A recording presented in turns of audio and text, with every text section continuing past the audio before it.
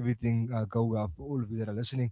But first things first, we have Ayub Dadabai, a travel agent in the Jerusalem area, and he's going to update us as to what exactly is going on there.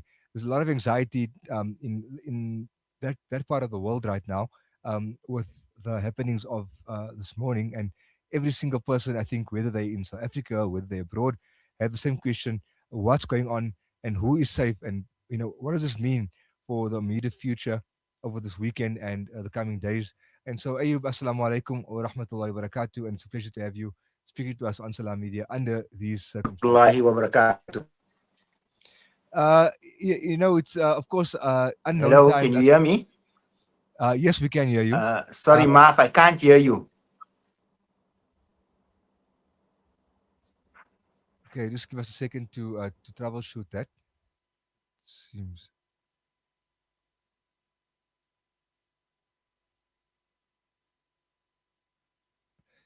Yeah, so in any event, we are trying to connect with Ayub Dadabai. He's in Jerusalem at the moment. Facilitates travel for people to go to that part of the world. So Africans, obviously, with an interest in being there during the month of Ramadan, would be quite keen to know what the status of their travels might be, but more importantly, what these airstrikes on Iran mean for the people of Palestine, be it the old city and so on. So we look forward to hearing from Ayub Dadabai shortly, as soon as we can connect with him.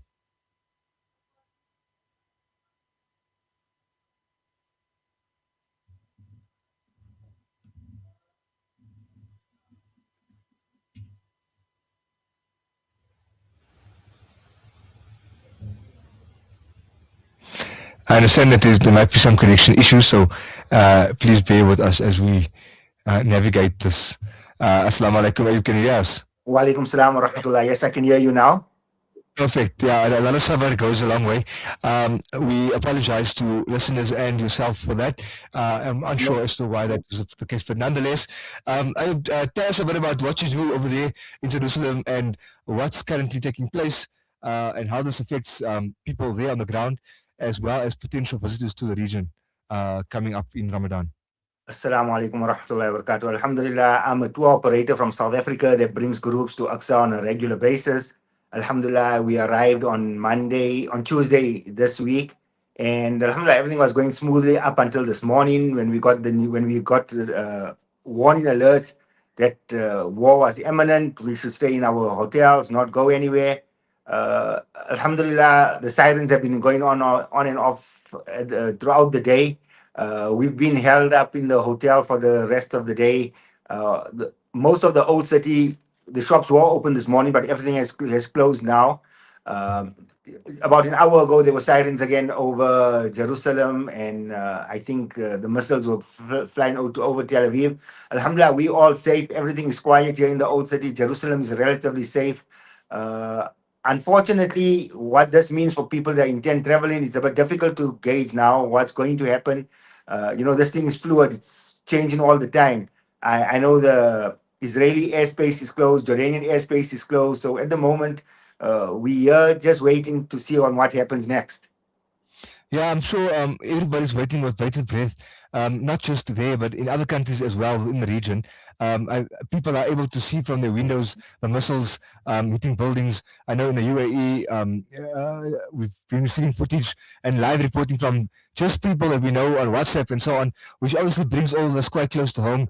It does give one goosebumps, and obviously, it requires prayer and contemplation over what this all means. What do you foresee happening over these days coming, especially now it's still the weekend, and of course, there's uncertainty. So where do you see yourself and people around you as well in that part of the world in the coming days? In the coming hours even.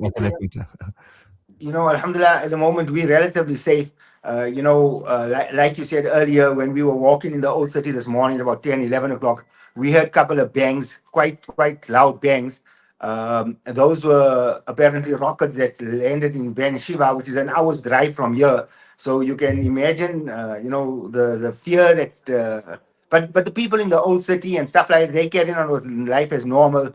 There's no like hustle and bustle. Yes, people are just staying indoors more. I, we've taken a walk about 45 minutes ago in the old city just to see what's happening. The old city is relatively quiet now. We walked to Damascus Gate. We allowed in and out of Damascus Gate freely. There's no such thing as that you have to stay where you are. But for there's instructions out there. You stay in your hotel.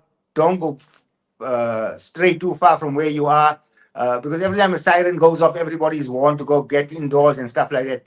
So like that, Alhamdulillah, it's one of those things. I've been in this position before. It's nothing new, so we just take it as it comes, inshallah. So, okay, so since you have been in a position before, what can you tell us about how it would normally unfold for people traveling to the country or to the region or wanting to travel out of there? I know Itikaf is coming up and many people would probably be planning to be there, maybe some of your own clients as well.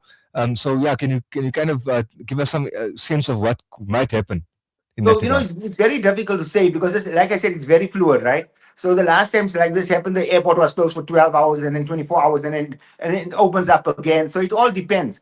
Obviously, this conflict is more now become a regional conflict. It's going to be a bit bigger. Exactly how long this thing is going to go on, Allah alone knows. Allah tawakkal. We leave it in His hands. But at the moment, as of this morning, obviously the airspaces in these areas have been closed. So just got to wait for information as it becomes available. For now, we are told that the airspaces are closed. The borders between Jordan and Israel are closed as well. I know from what I understand, the only border that's open is the Egyptian border. But so for now, we just the same information you guys have, we have. There's nothing different. And we will wait for on a day-to-day basis to see what the progress is. I do know there was a flight out of Johannesburg this afternoon to Amman. I know guys have boarded that flight, but I'm sure when they get to Addis, they're going to get stuck in Addis for a while. So like I said, it's a fluid situation, and we're just taking it as it comes. Absolutely, and I think that each one of us are praying for your safety and for the safety of all the people in that region, I mean, for the uncertainty that is happening right now and it will come, and obviously watching this entire situation with much prayer and dua, and obviously I mean, anxious to see where it all leads, with the certainty that Allah is in ultimate control of everything. So, Ayub, if you have any closing remarks, then we would like to hear that from you, and before we close with you. Inshallah.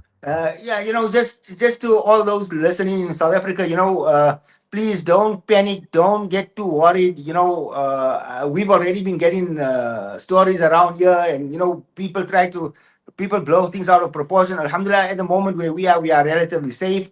We are in Allah's precinct, and we are under His protection. So it's not as bad as people are making it out to be. Yes, the missiles have hit Haifa and Tel Aviv and stuff like that. But Jerusalem is relatively safe. And for all those that have booked and are intending to travel relatively soon, inshallah, we make dua that Allah opens up the way for everybody to still fulfill this journey to Masjid al-Aqsa, inshallah. Because whether we like it or not, our presence here is needed. And inshallah, we'll take it day by day and give you guys feedback on a daily basis if possible. Inshallah, we look forward to hearing from you, and that our prayers are all with all of you. And of course, all uncertainty will be hopefully allayed later on when things become clearer. But ultimately, I think the anxiety lies in the unknown that is still to come, and not so much what's That's currently true. happening. And so, yeah, we'll see how that goes. But we thank you for your time, and we look forward to speaking to you once again. Inshallah. Assalamu alaikum Inshallah. wa rahmatullahi wa Wa alaikum barakatuh. salam wa rahmatullahi wa barakatuh. We after we come back from the break, we were speaking to Shafiq Morton about the history of Islam at the Cape, especially insofar as the early Muslims are concerned, and the awliya that are buried in the Karamats that encircle the city of Cape Town. Please stay tuned and come back after the break. Across Sudan, starvation is tightening its grip